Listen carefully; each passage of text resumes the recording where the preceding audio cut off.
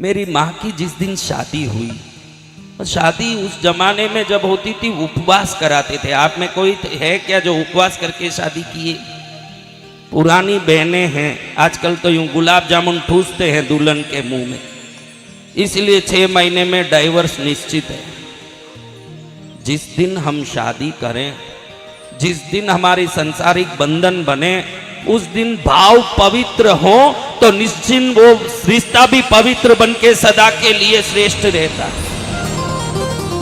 आज देखते हैं कि उसके मुंह में ये ठूस रही है, इसके मुंह में वो ठूस रहा है, दोनों ठूसते ही रह गए न, ब्याह भी ओम शांति हो गया।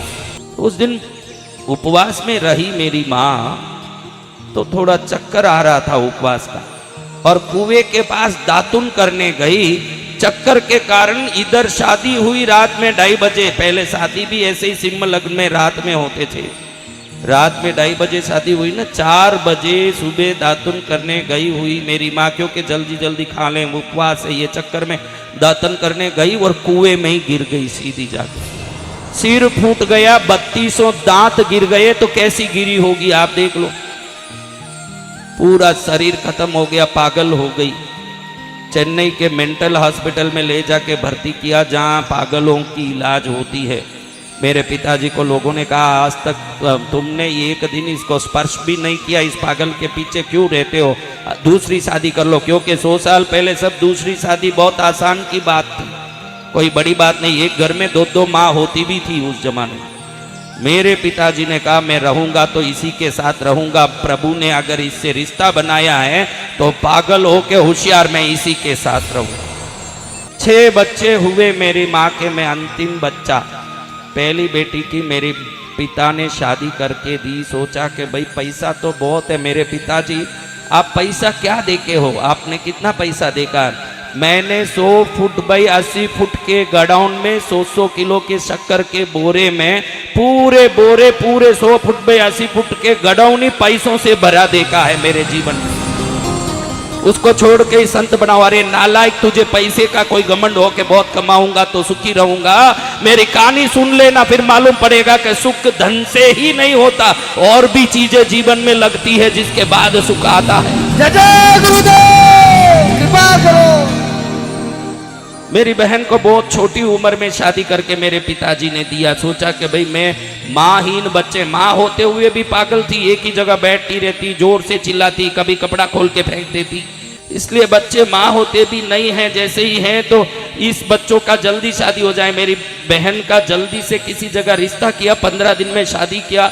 इतना लुच्चा निकला, बाद में मालूम पड़ा। आज तो लुच्चे भरे हैं, वो जमाना कर रहा हूँ जब मोबाइल नहीं था, टीवी नहीं। आज तो घर घर में लुच्चे हैं, मैं ही मानता हूँ, लेकिन वो जमाना आज से 60 साल 70 साल पहले, जब मेरी बहन को उसके पति ने पैसा मांग मांग के गला घोट के आखिर में गैस स्टोव का सिलेंडर दबवा के आग से मार दिया। ऐसे मेरी पहली बहन मरी, उसको सुनते ही दूसरी बहन सुनने मात्र से, दोनों में बहुत प्रेम थे, तो दूसरी बहन सुनने मात्र से ही पागल हो गई। वो कपड़ा उसी दिन खोल दी और सब फेंक के पागल हो गई, और पागल होके घूमने लगी, खाना पीना छोड़ दी, और कुछ समय में वो भी मर के खत्म हो गई। मेरे पिताजी ने सोचा कि भाई देखो, पैसे के लोभ में कोई भी आदमी कुछ भी कर सकता है, तो मेरे बेटे की शादी किसी गरीब बहू को लाके करूंगा। ऐसा सोच के बहू गरीब लाए। यहाँ भी पासा उल्टा पड़ा। बहू के परिवार वालों ने, यानी मेरे भाई की पत्नी के भाभी के परिवार वालों ने सोचा कि इतना पैसा है इनके घर में और हम गरीब हैं, तो जमाई को थोड़ा राजी रखेंगे तो बहुत पैसा आएगा। मेरे भाई को फुसला फुसला के धन मंगाने लगे, और जब धन इकट्ठा होने लगा उनको शंका हुआ कि इनके पिताजी को मालूम पड़ा तो जरूर ये हमको तकलीफ दे सकते हैं। तो एक बार ससुराल गए हुए मेरे भाई को जहर दे के वहीं उन्होंने खत्म कर दिया। माँ भी पागल होके मर गई, मेरे भाई बहन सब मर गए ऐसे, कोई पागल होके, कोई एक्सीडेंट में, कोई जहर दे के, सब मरे। ऐसे संत नहीं बनते तुम जैसे लोग जो रोज मेरे चरण में झुक के मेरा ये दुख है, मेरा वो दुख है बोलते हो। किसी का नक कटे, किसी का उंगली कटे, किसी का हाथ कटे, लेकिन मेरा तो मेरे जीवन में गर्दन कटते देखा है, उससे बड़ा दुख कुछ नहीं हो सकता। मेरे पिताजी भी सूर्यास्त से पहले खाते थे और सोचते थे कि सूर्यास्त के पहले खा लो।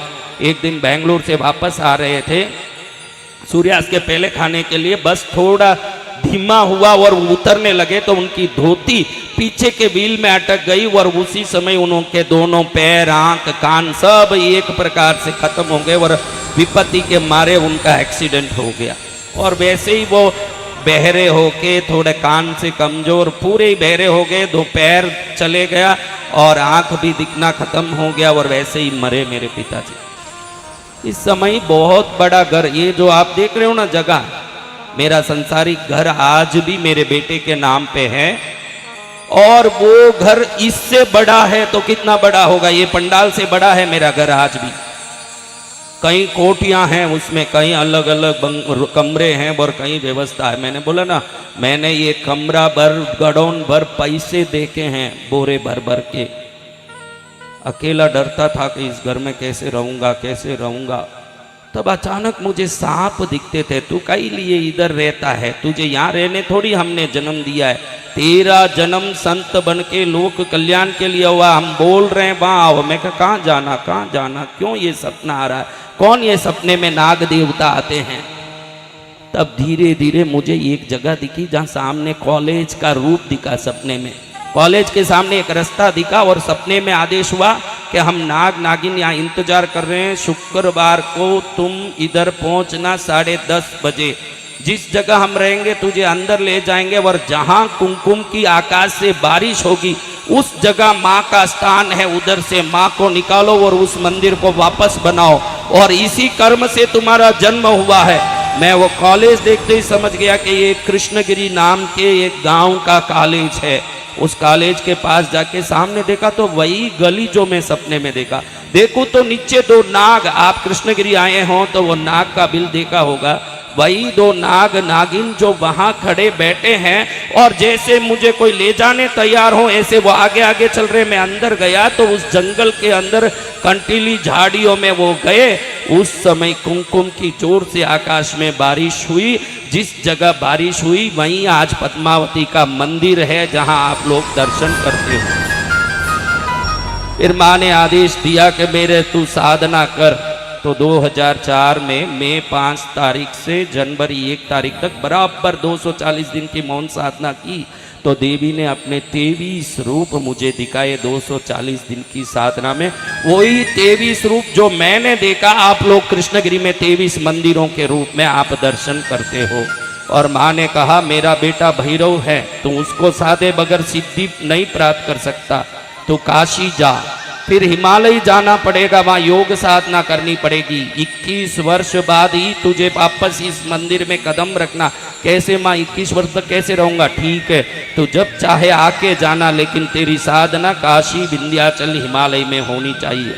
काशी में 7 वर्ष मणिकर्णिका मशान में मैंने भैरव साधना की, 7 वर्ष हिमालय में मैंने रह के योग साधना की, बाद में 7 वर्ष विंध्याचल में रह के मैंने भगवती की आराधना की, भैरव की साधना की। 21 वर्ष की साधना में मैंने समझा कि तुम जिन जिन वस्तुओं को जीवन का आधार समझते हो वो बोलने से भी मेरा आपके जीवन से उसकी माया मूर्छा छूटेगी नहीं। मैं बोलूं कि संसार रहने वाला नहीं है, भगवान को पकड़ो, आप पकड़ने वाले नहीं हो, क्योंकि आप माया से ग्रसित हो।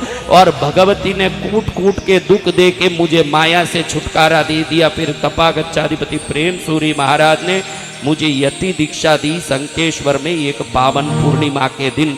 बाद में मेरा पुण्य ऐसे खिला कि भारत के शंकराचार्य जिस पद में हैं, जगत गुरु का पद, जूना अखाड़ा सनातन धर्म का सबसे बड़ा और प्राचीन अखाड़े के दिव्य सानिध्य में मैं शंकराचार्य संपद जगत गुरु कृष्णगिरी पीठाधीश्वर 1008 आचार्य वसंत विजयानंद गिरी के पद में स्थापित हुआ।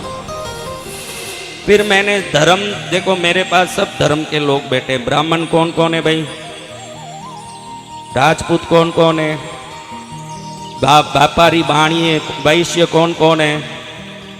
इसमें चारों वर्ण के लोग आते। मैंने कभी कोई भेदभाव नहीं देखा। मैंने एक ही सोचा, इस जिंदगी में मैं जब तक जीवित रहूं विश्व के कोनों में मेरा प्रभाव से लोगों में हिम्मत बढ़े, विश्वास बढ़े।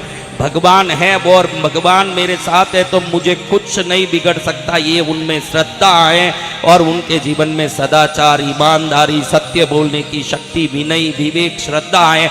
इसी कार्य को लक्ष्य बना के गांव गांव घूम रहा हूं। आज उदयपुर में आ गया हूं। जय जय गुरुदेव। कृष्णगिरी में वो नाग बिल है जो नाग नागिन मुझे लेकर के आए थे उस मंदिर में, आज वो बिल है। आज उस नाग के परिवार में जब मैं अंदर गया तो मालूम पड़ा कि 40 नाग वहां घूमते हैं अंदर। कितने? 40 नाग। आपने देश नोक सुना होगा जहाँ चूहे का मंदिर है, करणी माता का। विश्व का एक ही मंदिर कृष्णगिरी है जहाँ 40 जीवित नाग बाहर घूमते रहते हैं। आज तक किसी का बाल बांका नहीं हुआ। सभी नाग लोगों को आशीर्वाद दे रहे हैं क्योंकि भैरव की माँ पद्मावती वहां नागों की देवी बनके दुर्गा सप्तशती किस किस ने सुना है? उसमें 6ठे अध्याय में माँ पद्मावती है। नागाधीश्वर विष्टराम फणिभणोत्तम सुरत्नावलीम भास्वत देहलताम दिवाकर निवाम नेत्रत्रयोद्भासिताम माला कुंभ कपाल नीरजकराम चंद्रार्ध चूड़ांबराम सर्वज्ञेश्वर भैरवांक निलयाम पद्मावतीम चिंतयेत। कोई भी ब्रह्मा विष्णु महेश भी किसी पक्षी पशु के वाहन पर जाते हैं, मात्र पद्मावती है जो अपना बेटा भैरव के कंधे पर बैठ करके सवार होके जाती है। ऐसी पद्मावती की शक्ति किसी ने प्राप्त कर लिया हो, क्या कर लिया हो? शक्ति प्राप्त। वो हर चीज से बोल रहे, एक क्षण में बंगला बन गया, वो बोले एक क्षण में मेरा काम हो गया। ये चमत्कार ब्रह्मांड में कोई सुना नहीं हो। कृष्णगिरी कोई आए हो देखो हो कि लाखों लोग रोज वहां चमत्कार सुनाते हैं। कोई चमत्कार की वहां कमी दूर दूर तक नहीं। बसंत विजयानंद गिरी की माँ ब्रह्मांड के हर दरिद्र को सुखी बनाने की, धनवान बनाने की, हर रोगी को निरोगी बनाने की, हर अशक्त को सशक्त बनाने की, हर व्यक्ति के जीवन में मंगल करने की ताकत रखती है। ऐसे देवताओं से भरपूर श्री कृष्णगिरी तीर्थ को प्रणाम करता हूँ। बेंगलोर से 90 किलोमीटर दूर, कितना? 90 किलोमीटर दूर। चेन्नई से 265 किलोमीटर दूर इस क्षेत्र में आने वाले भाग्यशाली स्वर्ग में आए हुए ऐसे महसूस करते हैं। और मैं यहाँ चैलेंज करता हूँ। क्या करता हूँ? चैलेंज। क्या करता हूँ? इस कृष्णगिरी तीर्थ समान शक्तिशाली और सुंदर तीर्थ कहीं कोई दिखाए तो उनसे वाद विवाद करने में तैयार हूँ। ये चैलेंज मैं करता हूँ। उससे सुंदर कहीं देखने नहीं मिले ना, उससे शक्तिशाली, क्योंकि मैंने पूरे ब्रह्मांड के सभी तीर्थों में भ्रमण किया है। तीर्थादिराज अगर कोई है तो ये कृष्णगिरी महातीर्थ जो जीवन में सफलता का सर्वोत्तम शक्ति है। ऐसे तीर्थ को वहाँ विराजित भगवान पार्श्वनाथ, सभी देवी देवता, उन सबको प्रणाम करता हूँ।